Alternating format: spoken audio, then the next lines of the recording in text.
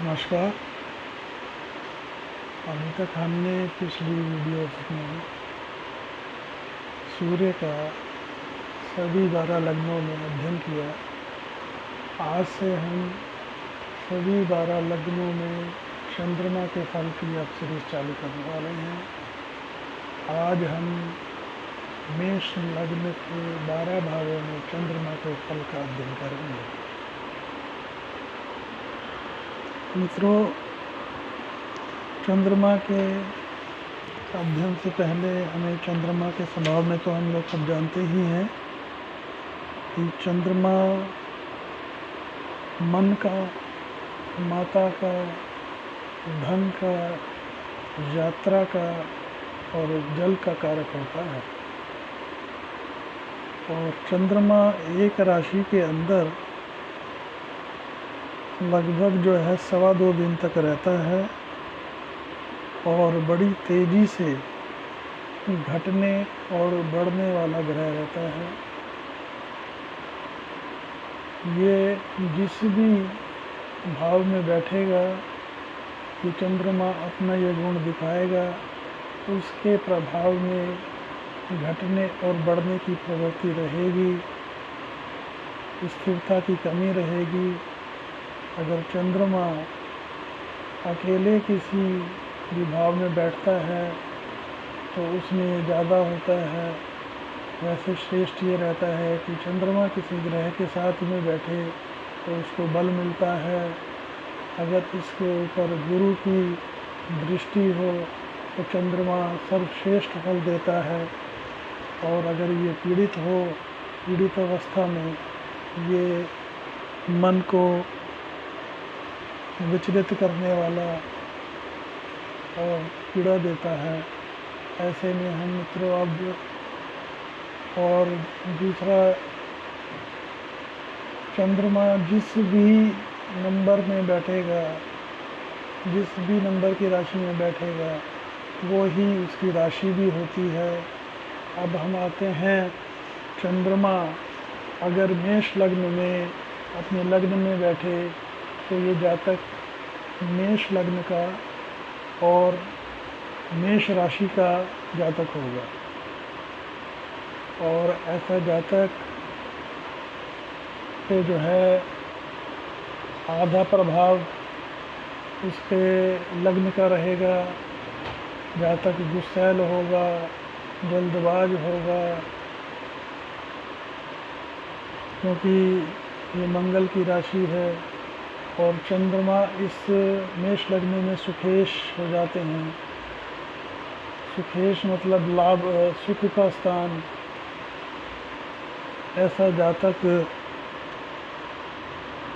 सुख की चाह रखने वाला लेकिन चिड़चिड़ा और एक जिद्दी इंसान होगा। पीड़ित होने की स्थिति में चंद्रमा अगर पीड़ित हुआ, शनि से दृष्ट हुआ, राहु से दृष्ट हुआ या राहु से ग्रहण दोष हुआ, तो ऐसे में ये जातक बेहद गुस्सैल और चिड़चिड़ा हो जाएगा और अपना उसका व्यक्तित्व जो है बड़ा नकारात्मक हो जाएगा। अब हम आते हैं धन भाव में। धन भाव में अगर चंद्रमा बैठेगा तो ऐसे में सुखेश जो है धन स्थान में बैठेंगे तो जातक को ये उच्च राशि हो जाती है। ऐसे जातक को अपने पैतृक संपत्ति का बहुत लाभ मिलता है। और अगर ये पीड़ित हो, शनि से दृष्ट हो, ऐसे में जातक को जो है मन अशांत रहेगा, गलत निर्णय से अपना नुकसान करेगा। और ऐसे में जातक को चाहिए कि शिव की उपासना करे, पूर्णिमा का व्रत रखे और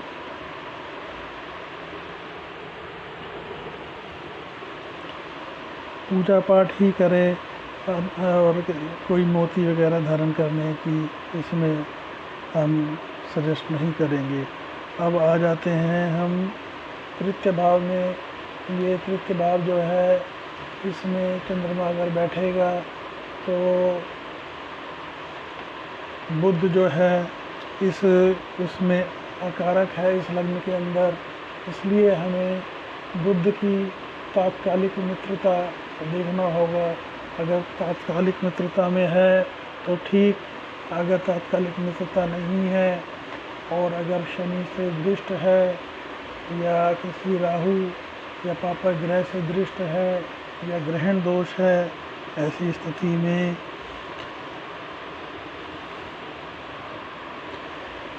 ऐसा जातक अपने छोटे भाई बहनों से विवाद की स्थिति बनाएगा और तात्कालिक मित्रता अगर होगी, सही होगा, तो पराक्रम का वो श्रेष्ठ फल नहीं मिलेगा जो मिलना चाहिए। अब आ जाते हैं चंद्रमा अगर सुखेश अपने भाव में बैठता है तो ऐसे में चंद्रमा दिग्बली हो जाते हैं और यहाँ पे हर तरह का सुख देते हैं, माँ का सुख देते हैं, लेकिन इसमें थोड़ा सा लग्नेश में जो लग्न है और जो ये सुखेश का जो इनका जो तत्वों का ये जल तत्व है, ये अग्नि तत्व है, यहाँ पे तत्वों का मिलान ना होने के कारण यहाँ पे चंद्रमा बैठने से जातक थोड़ा सा आलसी हो जाता है, आलसी प्रवृत्ति का हो जाता है। और अगर ये पीड़ित होगा तो ऐसे में और ज़्यादा दिक्कत होने लगती है, लेकिन अगर पीड़ित नहीं है तो जातक यहाँ पे मोती धारण कर सकता है, वो श्रेष्ठ फल देगा और हर तरह का सुख देगा। अब आ जाते हैं हम पंचम भाव में। पंचम भाव में जो सूर्य इनके लॉर्ड सूर्य होते हैं और ये भी मंगल हैं, दोनों अग्नि तत्व हैं। ऐसे में जातक जो है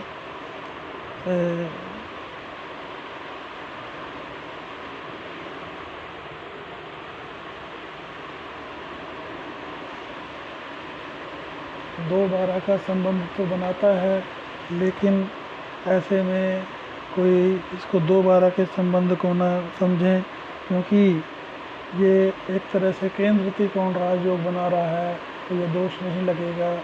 और यहाँ पे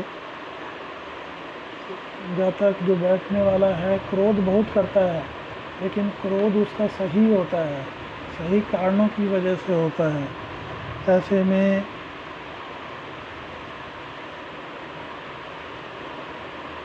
यहाँ पे बैठ के जातक श्रेष्ठ फल लेगा, लेकिन यहाँ पे अगर पीड़ित हो, कुछ ऐसी व्यवस्था हो, तो शिव भगवान की पूजा करें और रत्न धारण वगैरह करने से नुकसान नहीं होगा। अब आ जाते हैं हम षष्ठ भाव में। अगर चंद्र बैठता है षष्ठ भाव में, यहाँ पे हम जो है बुध और चंद्र की तात्कालिक मित्रता देख लें। अगर तात्कालिक मित्रता है तो सही, अगर तात्कालिक मित्रता नहीं है तो माता से विवाद होगा, माँ से सुखों में कमी होगी, माँ का बहुत कुछ करने के बावजूद भी माँ उसके ऊपर विश्वास नहीं करेगी, इस तरह की परिस्थितियाँ निर्मित होंगी। अब आ जाते हैं हम सप्तम भाव में। सप्तम भाव में बैठेगा चंद्र, तो ये क्योंकि ये ग्रह बहुत तेज़ी से चलता है और उससे अगली राशि जो नीच की हो जाती है, तो ऐसे में यहाँ का जो जातक है, ये जो है तत्वों का ना मिलान होने के कारण यहाँ पे अगर चंद्रमा बैठेगा तो यहाँ जातक बहुत अस्थिर हो जाता है। पल में कुछ लोग इनकी बातों पे विश्वास नहीं करते और ऐसे में उनको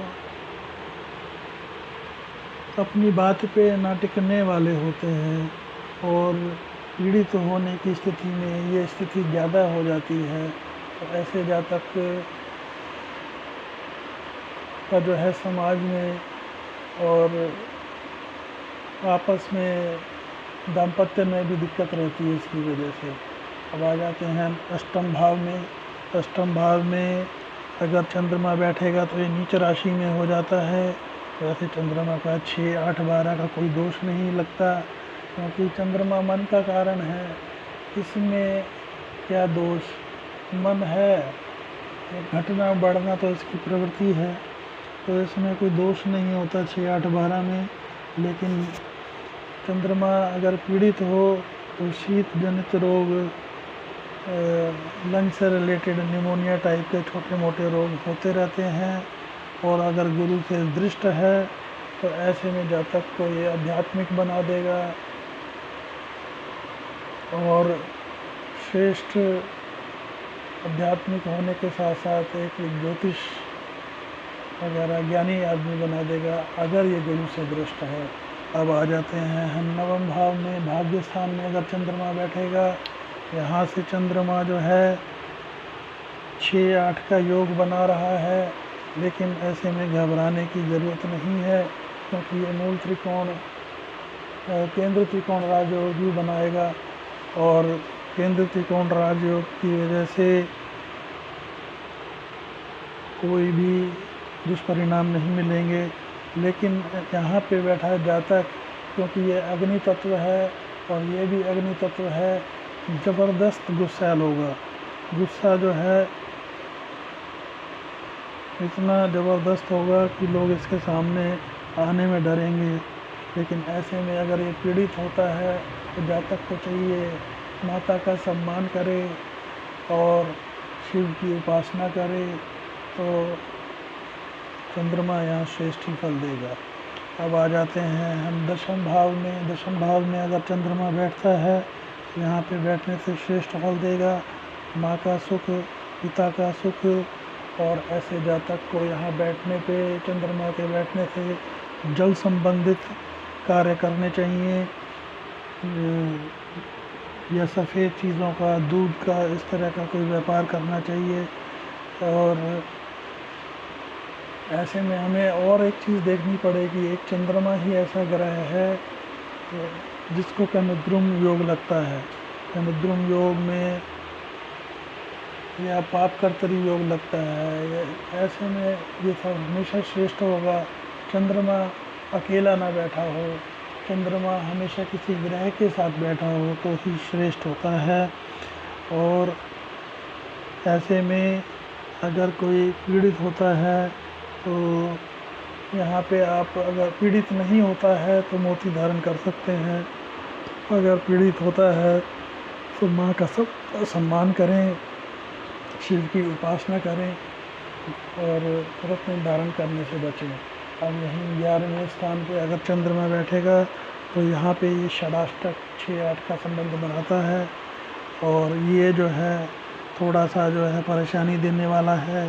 जातक की जो इनकम है फ्लक्चुएटिंग होगी, कभी एक महीने में 1 लाख कमाएगा, दूसरे में 2 लाख कमाएगा और पता लगा अगले महीने में जो है वो 20,000 पे आ गई। इस तरह की स्थितियाँ निर्मित होंगी और ऐसे में जातक को चाहिए कि वह शिव की उपासना करे। पीड़ित होने की स्थिति में अगर ये गुरु से दृष्ट है तो ऐसी परेशानियों में कमी होगी। और अगर यही चंद्रमा अगर 12वें भाव में बैठेगा तो 12वें भाव में बैठने में ये थोड़ा सा मन को भटकाने वाला होगा और थोड़ा सा रोग देगा। थोड़ी सी रोग में कोई चंद्रमा बड़े रोग नहीं देता है, रोग भी ऐसे होता है कि शीत जनित, ठंड का, कफ का, इस तरह का जो है तो रोग ज़्यादा देता है। तो मौसम बदलने में ऐसे जातकों को थोड़ा सा जो है लंग से रिलेटेड परेशानियां हो जाती हैं। तो ऐसे में जातक को चाहिए अपनी माँ को तीर्थ स्थान पे खर्च करे और इस तरह का खर्च करने से उसको लाभ होगा। बाकी अब हम अगली वीडियो में वृषभ लग्न के 12 भावों में चंद्रमा के फल का अध्ययन करेंगे। तब तक के लिए नमस्कार। मेरा ये वीडियो आपको पसंद आया हो तो इसे लाइक करें, मेरे चैनल को सब्सक्राइब करें। बहुत बहुत धन्यवाद। जय हिंद।